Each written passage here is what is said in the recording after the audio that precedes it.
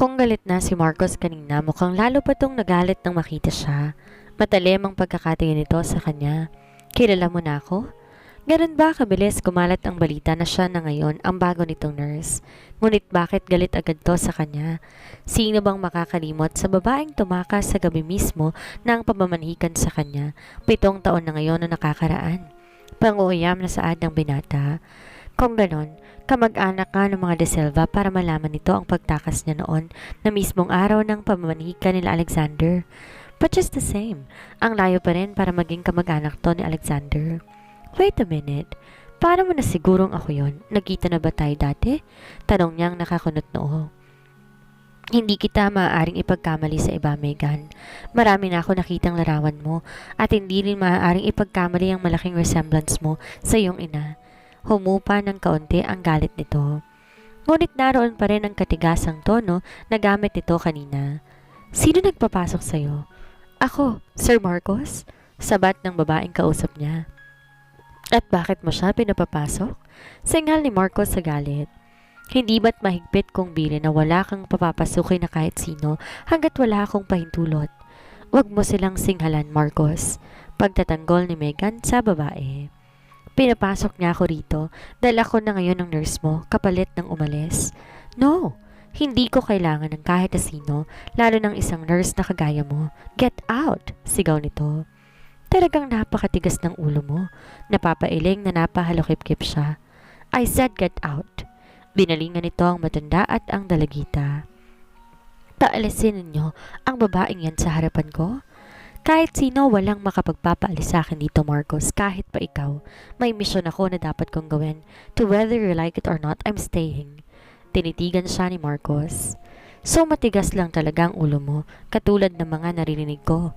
Panunuyan nito at sarkasikong ngumiti. Marami na nagsabi sa akin yan at hindi ko na kailangan pang ulitin. Pero kahit ano pang sabihin mo, I will be here to take care of you hanggang sa tayo ka dyan sa kinaupuan mo at makalakad ka ulit. Desidido nga siyang gawin iyon para sa kanyang ama. Hindi ko alam kung sino nagpasok ng ganyang ideya sa isip mo at nandito ka. Pero marami na akong nurse na napaalis at hindi nakatagal sa akin. At tingnan lang natin kung sinong susuko sa ating dalawa. Sisiguraduhin kong hindi ako yon. Taas noon niyang hamon.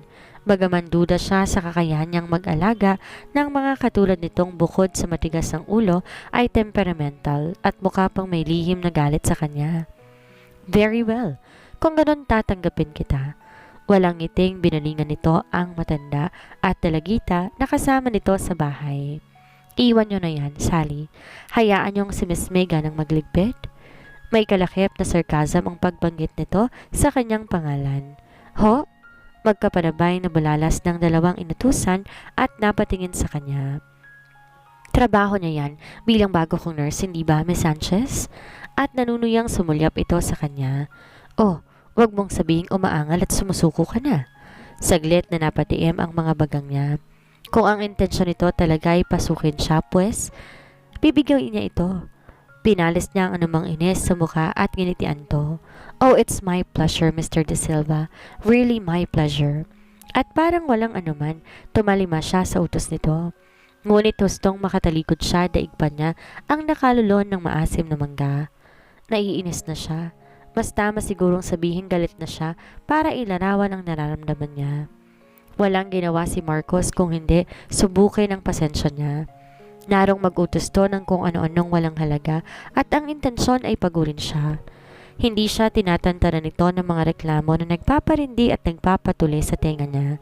Lagi pa tong galit at nakasigaw na para bang walang alam kung hindi lang niya naaalalang kasunduan nila ng ama, baka lalo lang niyang nilumpo ang lalaki. Gabi na, nang maiwan ang masiguro niyang tuluyan na tong nakatulog.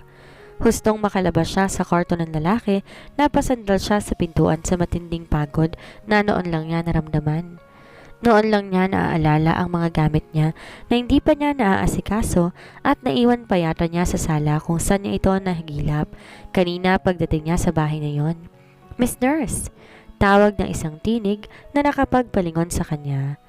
Nakita niya ang dalagitang nakilala niya sa pangalang Minerva at ang matanda naman na kasama nito ang siyang nagbukas sa kanya ng pinto. Nakilala niya sa pagtawag-tawag dito ni Marcos na Sally. Ang dalawa lamang ang tayong katulong doon. Ate Megan na lang itawag mo sa akin. Nakangiti niyang sabi ng tuluyang makalapit sa kanya si Minerva. Kung yan ho ang gusto ninyo. Kimitong gumante ng ngiti. Nag-aalala na ang tiya na baka pagod na kayo dahil hindi na kayo nakapagpahinga buhat kanina. Gusto niyong samahan ko kayo sa magiging silid ninyo? Nag-aalalang sumilip siya sa silid ni Marcos. Paano kung bigla itong magising? Huwag ho kayo mag-alala. Kung natadulog na ho si Sir Marcos, baka ho bukas na siya magising? Halos 2 gabi na ho siyang hindi naman natulog eh. Paliwanag nito na nabasa ang pinag-aalala niya. Doon lang siya tuluyang nakahinga ng maluwag. Muli niyang ipinunid ang pinto ng kwarto ni Marcos at saka sumama dito. Oh gosh, talagang pagod na ako. Binaling-baling at ininat-inat ang leeg niya para matanggal ang kanyang pangawit. Hanggang sa tumigil sila sa isang kwarto katabi lamang ng silid ni Marcos. Ito na ba ang kwarto ko? Tumango ito. Sabi ni Tia, maganda kung magkalapit kayo ng silid ni Sir para madali niya kayong matawag kung may kakailanganin siya. Binuksan nito ang pinto. Maganda ang silid na iyon. Feminine ang motif. Kulay krema ang pintura noon at tama lamang para sa isang tao ang laki. Sa gitna ay naroon ang isang single bed. Nagustuhan niyo, di ba? Nag-aalalang tanong ni Minerva sa kanya. May 3 guest rooms ang naririto sa ibaba ng villa, pero ito na ho ang pinakamalaki. Pangalawa ho sa guest room na ginagamit ni Sir. Guest room din ang ginagamit niya. Napayuko ito para itago ang panlulungkot nito. Nasa itaas ho ang master's bedroom, pero mas conveniente raw ho na dito na lang siya sa ibaba, lalo na't hindi na nito kayang ituloy ang sasabihin. Gusto namang batukan ni Megan ang sarili. Obvious naman ang sagot. Naka-wheelchair si Marcos kaya natural lang na iwasan ito ang hagdan. Tama na sa akin ang kwartong to. Nakangiting inakbayan niya si Minerva. Sana po magtagal kayo rito kasi 15 nurse na kayo sa nurse ni Sir. At mahihirapan na naman kami ni Tia kung pati kayo ay hindi rin makakatagal. Huwag kang mag-alala, Minerva. Lumapit siya rito sa bayaplos sa mahahaba nitong buhok. Katulad ng sinabi ko sa harap ni Marcos, hindi ako aalis hanggat hindi siya muling nakakalakad. Salamat ho. Sa tingin ko ay magugustuhan din ho kayo ni Dayan. Sige po, aalis na po ako na makapagpahinga na kayo. Bago niya maitanong kung sino si Dayan ay nakalabas na ito. Sa minsang pagpunit ng kidlat sa kadiliman ay nagulat sila sa isang truck na hindi nila alam kung saan nga ba nanggaling. Bigla iyong sumulpot at tila lasing na nagsasayaw sa kalsada habang mabilis at tumatakbo. At gano'n na lamang ang panghihilakbot niya nang salubungin noon ang sinyang tinatahak nila. Kasabay ng pag-iwas niya, narinig niya ang malakas sa sigaw ng asawa niya at ng kanyang anak. At kahit pa madulas ang kalsada, hindi niya nakontrol ang manibela. Huli niya nang makita ang diretsyong tinatahak nila. Bumulusok ang sinasakyan nila sa bangin. Kasunod noon ay ang walang tigil na pag-ikot ng paligid. Hindi niya alam kung gaano katagal siyang nawalan ng malay. Nagising siyang kung anong init na yon ang bumabalot sa loob ng sasakyan. Kahit hilo ay nilingunan at naaninaw niya ang apoy na nagmumula sa kanyang likuran, palapit sa anak niyang walang malay na nakaupo sa backseat. May sugat siya sa noo at umaagos ang dugo mula doon. Nakakapanghina yon sa kanya kaya't halos hindi niya matandaan kung paano siya nakalabas sa sasakyan at nahilang anak para ilagay sa ligtas na lugar. Pagkalapag niya sa anak, kasabay niyang narinig ang malakas na pagsabog galing sa likuran. Pagkatapos ay binalot ng lumalaganap na apoy ang buong sasakyan. Amor! Malakas niyang sigaw. Amor! Para siyang masisiraan ng bait na lumingon sa paligid sa pagbabaka sakaling makikita roon ang asawa. Subalit pinagsisinghalan niya iyon nang aninong nakikita niyang walang malay na nakadukmo pa rin sa loob ng sasakyan at unti-unti nilalamon ng apoy. Yon ang asawa niya. No! Pumunit sa kadiliman ang nakakapangilabot niyang sigaw, puno ng paghihinagpis. Pawisang napabalikwas ng bangon si Marcos. Hinihingal at tila kinakapos ng hininga. Nasapo niya ang mukha. Muli na naman siyang dinalaw ng masamang insidenteng yon. Matagal nang nangyari yon, ngunit sariwa pa rin sa alaala niya kung paano namatay ang kanyang asawa. Para bang kailan lamang yon nangyari. At paulit-ulit pa rin bumabalik sa kanyang isipan. Wala siyang ibang sinisisi kung hindi ang sarili niya. Siya ang dahilan kung bakit namatay ang asawa niya at ngayon napaka-miserable ng buhay niya. Kung sana'y nag-ingat siya noon, kung sana nailigtas niya noon ang asawa bago pa man sumabog ang sasakyan, kung sana naging mabilis siya, kung sana, oh God, napakaraming sana, na dapat ay nagawa niya nung buhay pa ito. Ngunit bakit kailangan pang mangyari yon sa kanya? Bakit kinakailangan pang si Amor ang magbuwis ng buhay? Bakit hindi na lamang siya? Damang-dama ni Marcos ang kirot sa kanyang puso. Lumingon siya sa frame na nakapatong sa side table. Inabot yon at puno ng kapaitan, hinaplos at pinagmasdan ng maamong mukha na nakalarawan doon. Amor? Sa kabila ng pagod at ng puyat, hindi nagawang makatulog ng maayos ni Megan sa bahay na iyon. Namahay siya at madaling araw na siyang dinalaw ng antok. May ilang minuto pa lang siguro niyang naipipikit ang mga mata nang muli siyang naalimpungatan. Nakaririnig siya ng mga katok sa pinto, kaya kahit namimigat ang mga talukap ng mata at masakit ang ulo, sinikap niyang bumangon para sinuhin ang kumakatok. Pagbukas niya ng pinto, nabungaran niya si Sally. May problema ho ba? Halos maliit ang mga mata niya sa sobrang pagkahilo. Pasensya ka na kung naistorbo kita, Anitong tila nahihiya. Mangyay kasi mamamalengke si Minerva ngayon. Ako na may aalis dahil may susundin akong bata sa kabilang bayan. Gusto ko sanang ibilin sa si Sir Marcos at itong bahay. Walang maiiwan Wala siyang maintindihan sa mga sinabi nito. Kung ano man yon, wala sa loob na napatango siya. Sige ho, walang problema. Aniyang hindi na ito maaninaw sa sobrang antok. Hindi niya alam kung paano at kailan umalis si Sally. Pagkapinid ng pinto ay bumagsak siya sa kama. Mag-iisang oras pa lamang siguro siyang nakakatulog nang magising siya sa pagbagsak ng kaunong bagay na yon sa kabilang silid. Kahit mabigat ang ulo, bumalikwas siya ng bangon at nagbihis. Pagkatapos mabilis siyang napatakbo sa silid ni Marcos. Nagulat siya nang madatnan niya itong nakadapa sa sahig, pilit na inaabot ang wheelchair. Sa tabi nito nagkalat ang unan at kumot kasama na ang vase na basag. Marcos! Bigla siyang napalapit dito. Tinangka niya tong alalayan, subalit marahas nitong tinabig ang kanyang kamay. Huwag mo kong hawakan. Singhal nito at matalim ang mga mata na tumingin sa kanya. Kaya kong sarili ko kaya iwan mo ako mag-isa. Ngunit duda siya sa sinabi nito. Halatang ibinuhos na ni Marcos ang lahat ng lakas nito, maabot lamang ang silya. At hindi niya tiyak kung may natitira pa rito ang lakas upang kayanin nitong makaupo naman doon. Sa pagpipilit pa lamang nitong makabangon, ginigitian na to ng pawis sa mukha. At halos naging isang manipis na linya na lamang ang mga labi nito sa mariing pagkakalapat, dala ng frustration sa sobrang hirap at pagod. Hayaan mong tulungan na kita. Pakiwari niya siya ang nahihirapan sa ginagawa nito. Please, let me. Alam ko hindi mo kayang mag-isa. Sino bang... Sa minsang pagtatangkapan nito, muli itong bumigay. Hinihingal na bumagsak to at bumalik sa pagkakadapa sa sahig. Napatakbo siya sa tabi nito at kahit na damang-dama niya ang malaking pagtutol nito, ay tinuloy niya ang pag-alalay dito hanggang sa makaupo ito sa silya. Ayon, nakaupo ka na. Bagya siyang lumayo at nakangititong tinunghayan. Sa susunod, mas mabuting tawagin mong kahit isa sa amin kung gusto mong lumapit sa silya para hindi na ito mauulit. Sa tingin mo ba, hindi ko ginawa yun? Madilim ang mukha nitong pang-uuyam sa kanya. Kanina pa ako sumisigaw dito, pero hindi ka lumalapit. Ano bang ginagawa mo? Natigilan siya. Natutulog kasi. Natutulog? Biglang nanlisik ang mga mata ni Marcos. Natutulog ka sa ganitong sitwasyon? Bakit? Napakunot ang noon niya. Masama ba nang matulog ngayon?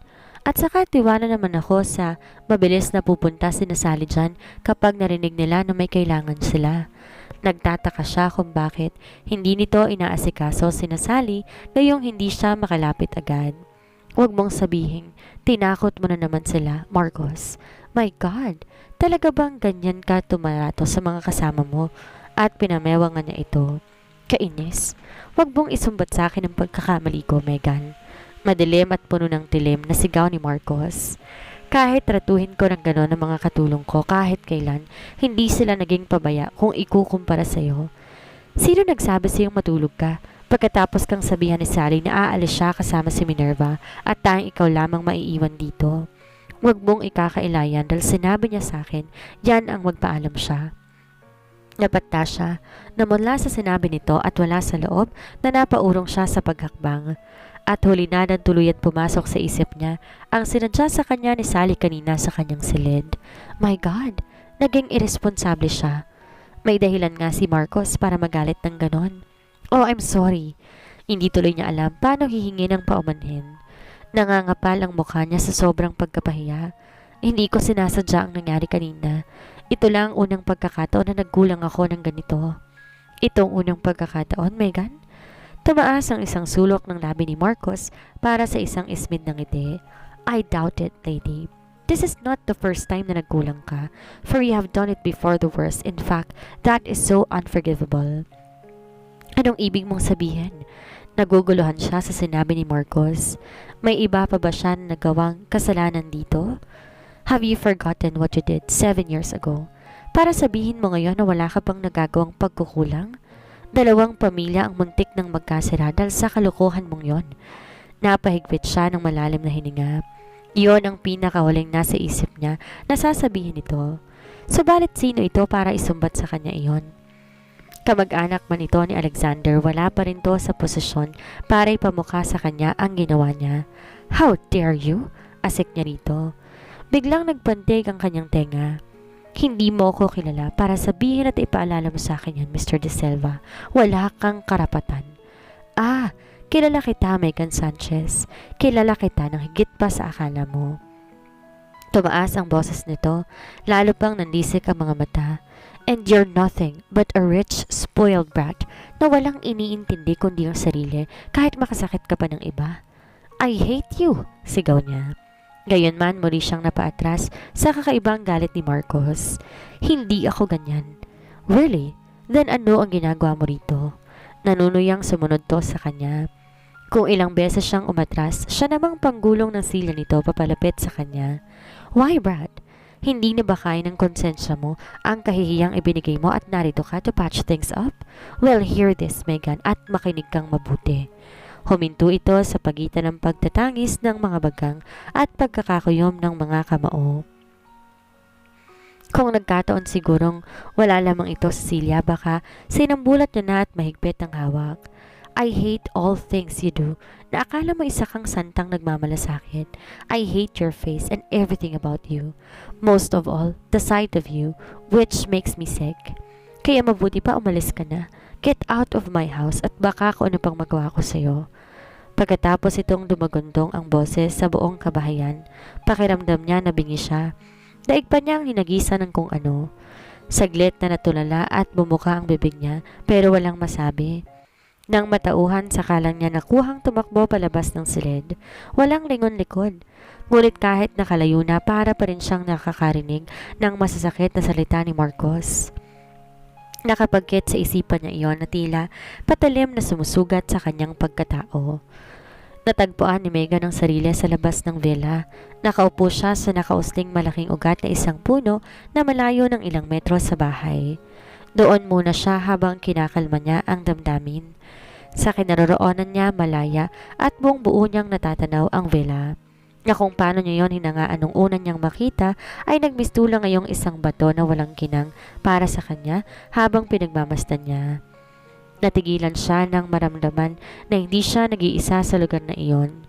Noon niya napansin na isang batang babae na nakatayo ilang hakbang layo mula sa kanya at mataman siyang pinagmamasdan. Napakaganda nito sa mahaba nitong buhok.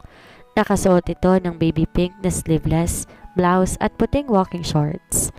Ngumiti siya at kinawayan to para lumapit. Subalit sa halip na humakbang, kimitong gumanti ng ngiti. Patuloy itong nakikiramdam at nangingilala habang magkasalikop ang dalawang kamay sa likod. Halika, mukha ba ako nangangain ng bata? Nakangiti niyang saad. Nagsimulang humakbang ang bata papalapit sa kanya. Nakapagkit pa rin ang kimi nitong ngiti na nakaguhit na yata sa manipis na mga labi habang hindi siya hinihiwalayan ng tingin. Now, that's better. Nilahad niya ang kamay upang abutin ito at paupuin sa kanyang tabi. Hello, Megan ang pangalan ko, and you can call me Tita Megan. What's yours? Wala siyang narinig na sagot mula dito. Patuloy lamang sa pangungusap ang mabibilog nitong mga mata na may mahahabang pilik habang hinahagod nito ng tingin ang kanyang buong mukha. Nagdududa tuloy siya na baka hindi nito naiintindihan ang sinabi niya. Sino ba si Marcos at ano ang kaugnay nito kay Alexander? At dito na po nagtatapos ang kabanata ng ating kwento. Please like, share, subscribe for more updates. Maraming salamat po.